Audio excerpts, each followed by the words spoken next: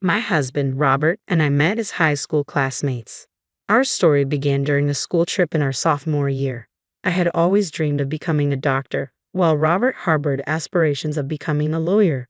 We both pursued our dreams diligently and enrolled in our respective universities. Everything seemed to be on track, but Robert faced setbacks when he failed the bar exam 5 years in a row. Eventually, he transitioned into a sales position at a large corporation. Meanwhile, after 6 years of university and 2 years of residency, I fulfilled my dream of becoming an obstetrician. Congratulations on becoming a doctor and achieving your dream, Amy, Robert cheered, genuinely sharing in my joy as if it were his own.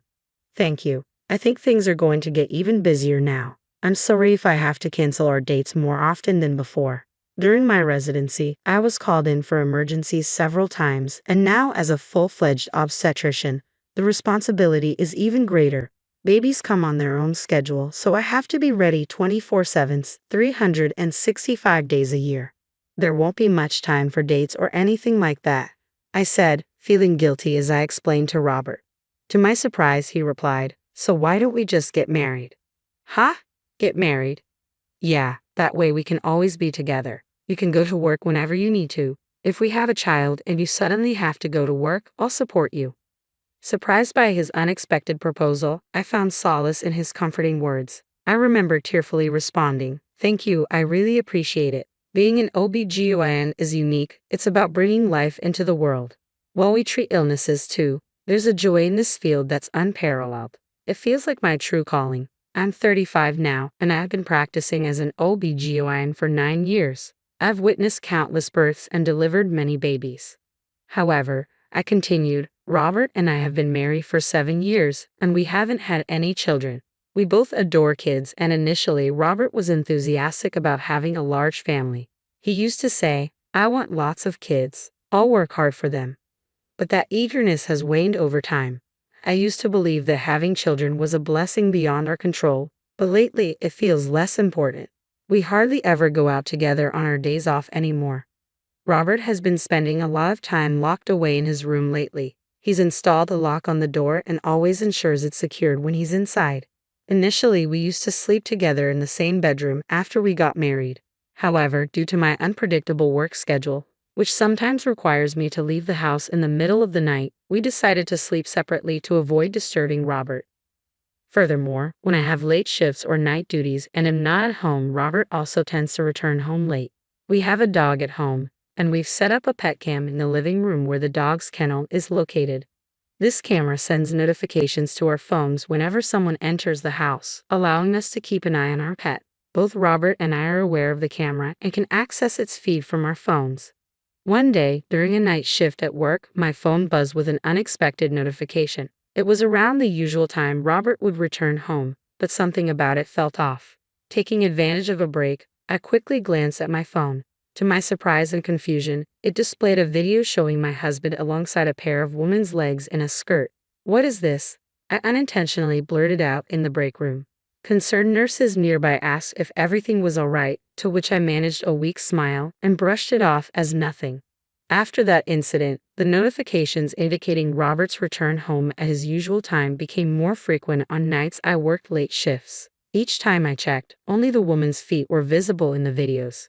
Anticipating Robert's usual reaction of feigning ignorance if confronted directly, I began marking my work shifts on our home calendar. On a day when I was off duty, I decided to wait to see who would accompany Robert home. As it turned out, it was my younger brother. Concerned about leaving our dog alone since the first instance I suspected another woman visiting, I had entrusted the dog to my brother's care.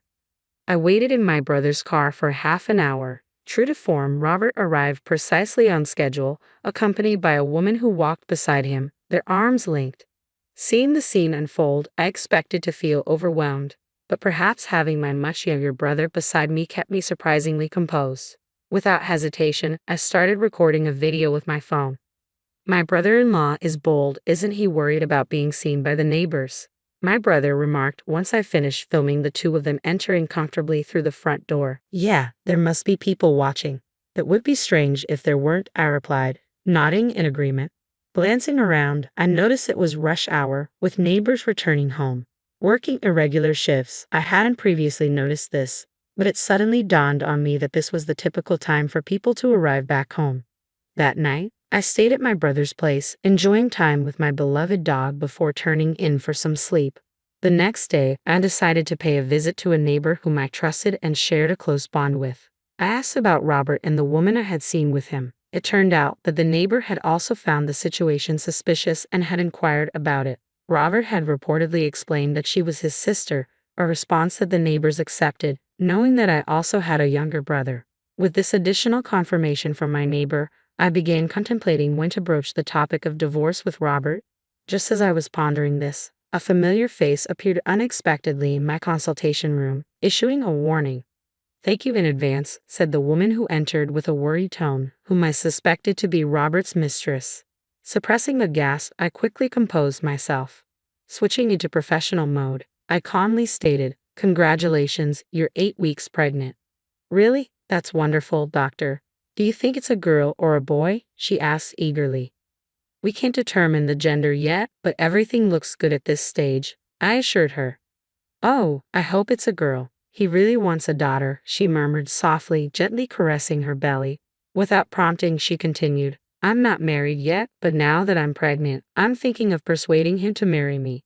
"Is that so?" I responded tactfully, careful not to upset her.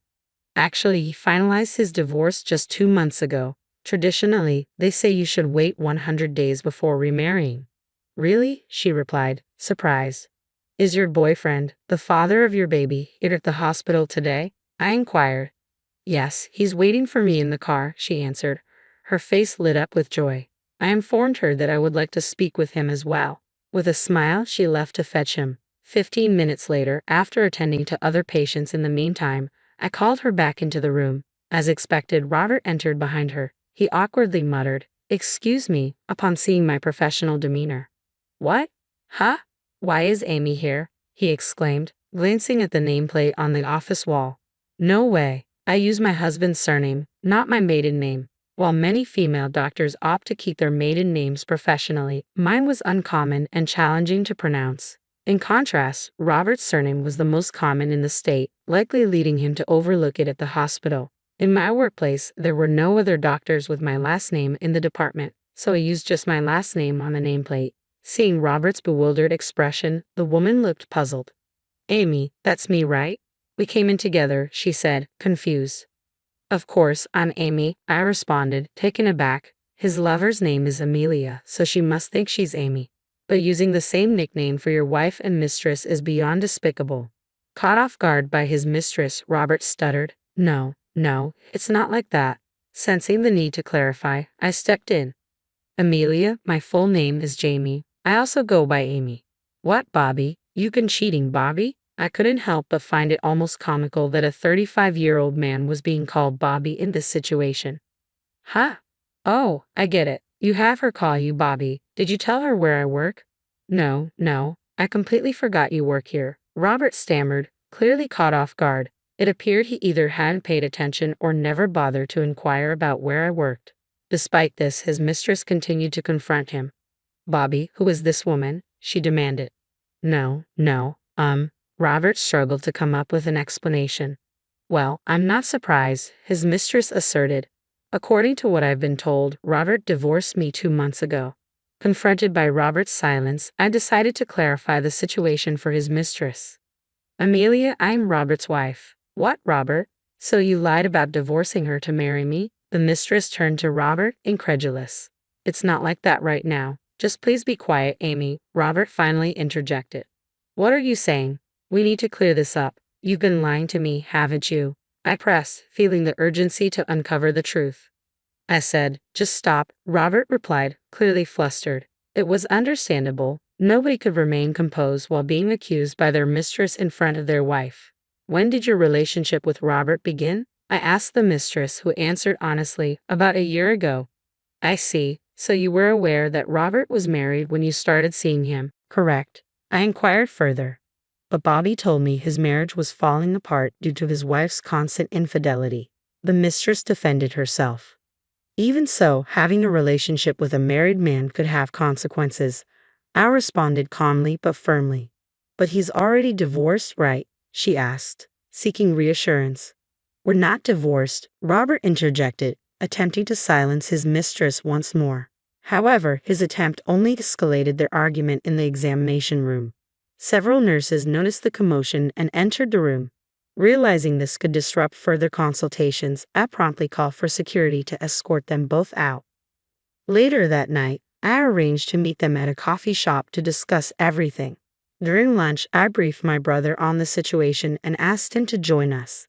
As we sat down together, my brother listened to the whole story intently. Then he asked a question that struck a chord. "I know it's a strange question, but why didn't you two have any children?" "That's it. Thank you, little brother," I exclaimed, hugging him playfully and ruffling his hair like old times.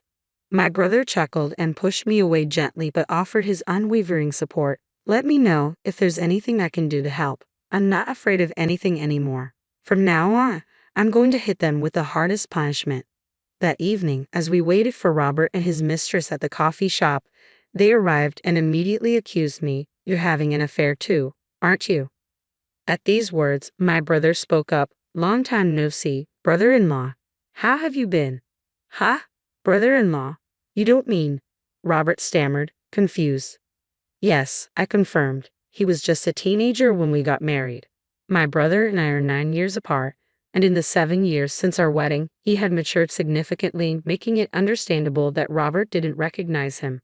My brother continued, "I'm here today as a witness, so please keep that in mind," fixing Robert and his lover with a sharp, authoritative gaze.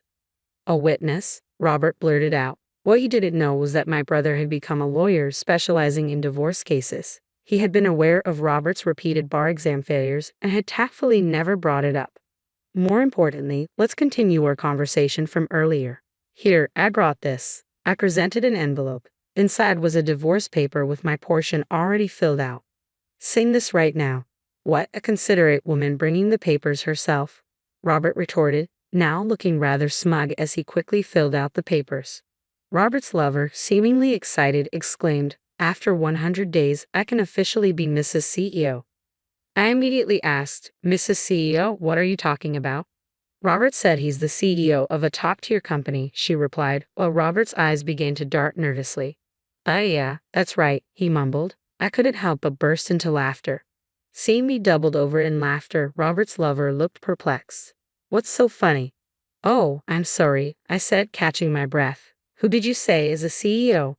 Robert is just an ordinary office worker, and the house is under my name. Also, there's no waiting period for men to remarry after a divorce." Upon hearing this, Robert's lover was livid. "What, Robert? How many times were you going to deceive me? I've had enough. I thought you loved me." "Well, I thought you were rich and had a big house. Otherwise, why would it fall for an old man like you?" she retorted. Watching the two bicker, my brother and I couldn't help but crack a smile. Now, it was time to send my husband further into the abyss. I swiftly handed Robert some documents. "What's this now, Robert?" I asked bluntly, tearing open the envelope. As he glanced at the contents, his face turned as pale as a sheet. "What is this?" he stammered. "Do you remember when we had trouble conceiving and got ourselves checked? This is the result from back then. I didn't mention it because I knew it would hurt your ego." Is this mine?" he asked, trembling. "Yes, it seems you can't have children. So it was the father of the child inside her, I wonder," I replied, my voice dripping with irony. I presented Robert with the test results from years ago. According to the results, he was infertile. I had kept this from him because I believed we could still be happy together, even without children. The other woman, oblivious to her surroundings, began to make a scene. I didn't know you were infertile. Wait, so it's not your kid? Maybe the test results are fake." She hit and snapped at him, yelling, "If you're seedless, it's someone else's.